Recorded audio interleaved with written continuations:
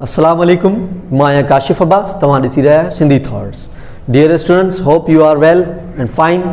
अॼु असां पंहिंजे पंक्चुएशन जी हिकु नेक्स्ट टॉपिक खे स्टार्ट करे रहिया आहियूं, जंहिंखे चयो वञे थो एंड पंक्चुएशन। डियर स्टूडेंट्स, अचो त हुनखे स्टडी कयूं। डियर स्टूडेंट्स, एंड पंक्चुएशन छा हूंदियूं आहिनि? असां जुमलनि खे जॾहिं ख़तमु कंदा आहियूं उते बि असां इंग्लिश या कंहिं बि लैंग्वेज में काई न काई साइन इस्तेमालु कंदा आहियूं। सो हुन एंड पंक्चुएशन जा टे असांजा जेको आहे सो पार्ट्स आहिनि। अचो त हुननि टिनी खे स्टडी कयूं। Dear students, and punctuations. And punctuations मतिलबु जुमिलो जिते ख़तमु थिए त उते असां कहिड़ी साइन इस्तेमालु कयूं। बाज़ोका जुमिलो असांजो बयानी हूंदो आहे त असां उते फुल स्टॉप या त पीरियड्स जी साइन इस्तेमालु कंदा आहियूं। बाज़ोका असांजो जुमिलो सवाली हूंदो आहे त असां उते क्वेश्चन मार्क इस्तेमालु कंदा आहियूं। बाज़ोका सवाल जेकॾहिं असांजो जुमिलो एक्सक्लेमेटरी हूंदो आहे त असां उते एक्सक्लेमेशन जेको आहे साइन इस्तेमालु कंदा आहियूं। First of all, we will study about periods. What is periods? Dear students, असां often हिकु जुमिले खे एंड करण वक़्तु हिकु फुल स्टॉप जी साइन हणंदा आहियूं, जेके असां हिकिड़ो डॉट बि चवंदा आहियूं, सिंधीअ में असां हुनखे टुबको बि चवंदा आहियूं। सो उहो किथे इस्तेमालु थींदो आहे जुमिले में, किथे एंड कंदा आहियूं असां जुमिले खे? अचो त हुनजा कुझु काइंड्स ॾिसी वठूं था। First of all, to end most sentences. मतिलबु बाज़ोका जॾहिं असां पंहिंजी ॻाल्हि पूरी करे विया हुजूं ऐं जुमिले खे ख़तमु करण वारा हुजूं त असां उते एंड पंक्चुएशन इस्तेमालु कंदा आहियूं। जीअं असांजे साम्हूं हिकिड़ो एग्ज़ाम्पल लिखियलु आहे, let's study I play game. Here is a positive sentence, assertive sentence. हिते असां एंड कयोसीं त असां फुल स्टॉप जी साइन इस्तेमालु कईसीं। नेक्स्ट हुजे आफ्टर एन एब्रीविएशन और इनिशियल। दैट मीन्स जॾहिं असां एब्रीविएशन्स ठाहींदा आहियूं त असां उन्हनि सां बि एंड में जेको आहे सो फुल स्टॉप इस्तेमालु कंदा आहियूं। कहिड़े तरीक़े सां? जीअं लफ़्ज़ मिस्टर आहे या यूएस आहे त हिन जे आख़िर में बि असां जेको आहे सो डॉट इस्तेमालु कंदा आहियूं। पर यादि रहे, लफ़्ज़ जेको मिस आहे इन सां कॾहिं बि असां एंड पंक्चुएशन इस्तेमालु न आहियूं कंदा। डियर स्टूडेंट्स, नेक्स्ट जेको असांजे साम्हूं आहे त असां एंड पंक्चुएशन किथे इस्तेमालु न आहियूं कंदा या असांखे किथे इस्तेमालु न करणु घुरिजे। Do not use a period with. That means these are the following topics in front of us where we don't have to use and punctuation or periods. So number 1, well known organizations. Dear students, जहिड़े तरीक़े सां असां मथे पढ़ी आयासीं त abbreviation सां असां एंड पंक्चुएशन या पीरियड्स इस्तेमालु कंदा आहियूं।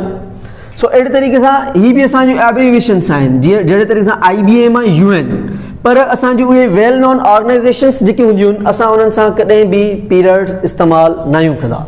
जहिड़े तरीक़े सां एग्ज़ाम्पल असांजे साम्हूं आहे IBM एंड UN।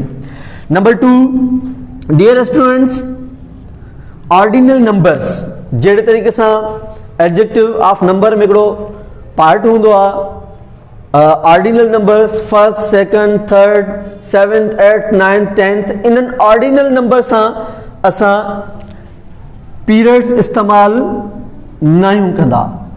इहे बि असांजा बिना पीरियड्स जे हूंदा आहिनि। उनखां पोइ टियों नंबर आहे, डियर स्टूडेंट्स, निक नेम्स।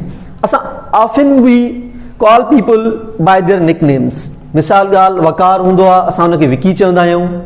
अहिड़े तरीक़े सां काफ़ी प्यार मंझां असां अधु नाला हुननि जा खणंदा आहियूं। जॾहिं हाफ नेम्स, निक नेम्स खयां वेंदा आहिनि, उन जाइ ते बि असां एंड पंक्चुएशन इस्तेमालु न कंदा आहियूं। उनखां पोइ चोथों नंबर असांजे साम्हूं आहे कॉमन शॉर्ट एंड फॉर्म्स या ट्रम्स।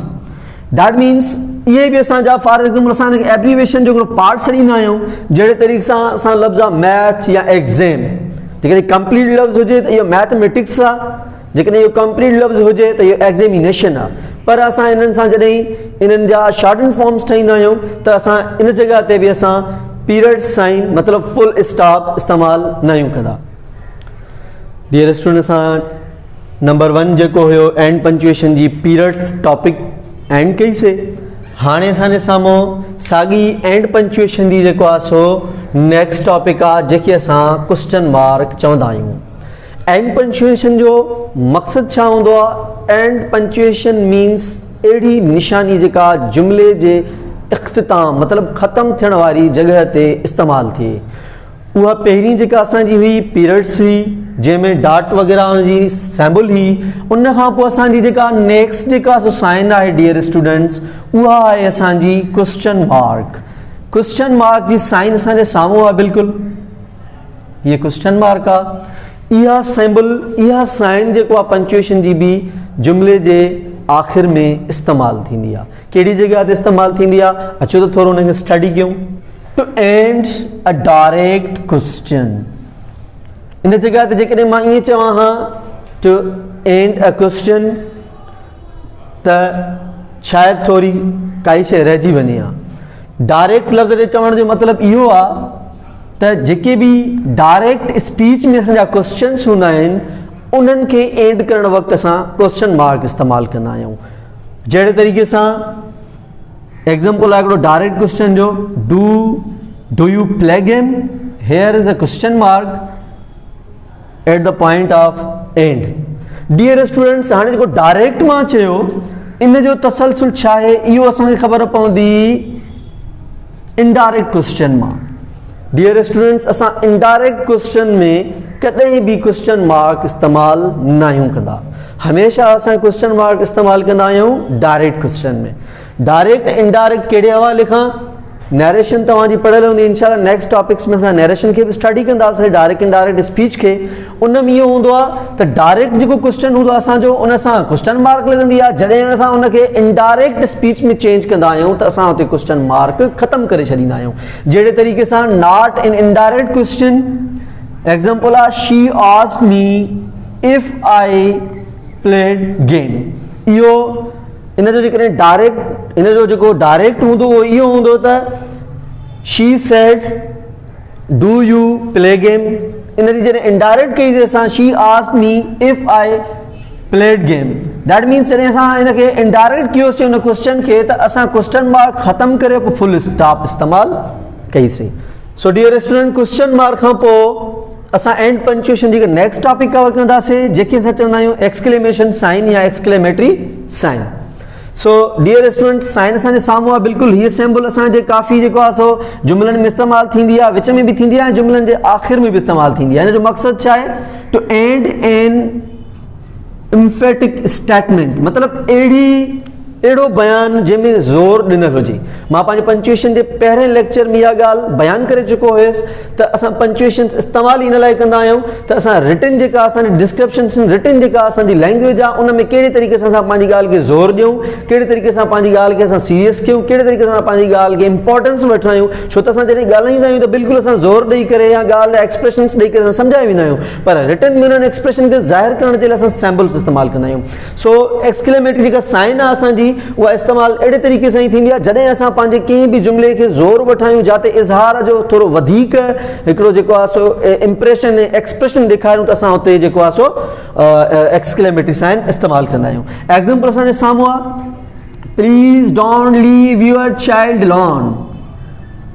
हाणे जेकॾहिं असां इहो इम्पेरेटिव सेंटेंस में इनखे असां रिक्वेस्ट बि चई सघूं था, पर बाज़ औक़ात जॾहिं रिक्वेस्ट हूंदी आहे जेका स्लोली स्टेटमेंट में चई वञे, पर जॾहिं इनखे ज़ोर ॾिनो वञे त जेको आहे सो जहिड़े तरीक़े सां मां थोरो हाणे ज़ोर ॾियां त हिन सेंटेंस खे तव्हां सम्झी वेंदो। Please don't leave your child alone, that means मां हिनखे ॻाल्हि खे ज़ोर ॾेई चवां त पंहिंजे ॿार खे अकेलो न छॾियो महिरबानी करे। हाणे ॻाल्हि खे मां ज़ोर ॾिनो, एम्फेसाइज़ कियो त मां हिते आख़िर में एक्सक्लेमेटरी साइन इस्तेमालु कई। उन खां पोइ नेक्स्ट सेंटेंस आहे जाते विच में बि अचे थी एक्सक्लेमेटरी साइन ऐं एंड में बि अचे थी। जहिड़े तरीक़े सां असां एक्सप्रेशन्स ॾींदा आहियूं, सडन एक्सप्रेशन्स ख़ुशीअ जा, या असां कंहिं बि शइ ते अचरज में अची वञूं, हैरत में अची वञूं त उते बि असां एक्सक्लेमेटरी साइन इस्तेमालु कंदा आहियूं। जहिड़े तरीक़े सां wow what a beautiful bird, that means ओचितो असां गुज़रियासीं कहिड़े हंधा ऐं असां ओचितो हिकु पखीअ खे ॾिठोसीं ऐं पखी ॾाढो ख़ूबसूरत, असां वाओ जो एक्सप्रेशन ॾिनोसीं त वाओ सां बि असां एक्सक्लेमेटरी साइन इस्तेमालु कईसीं। उन खां पोइ व्हाट अ ब्यूटीफुल बर्ड, छा त ख़ूबसूरत पखी आहे, असां इन सां बि एक्सक्लेमेटरी साइन इस्तेमालु कईसीं। डियर स्टूडेंट्स, सो इहे असांजी एंड पंक्चुएशन्स जेके असां एंड कयूंसीं, नेक्स्ट टॉपिक खे इंशाल्लाह स्टडी कयूं था।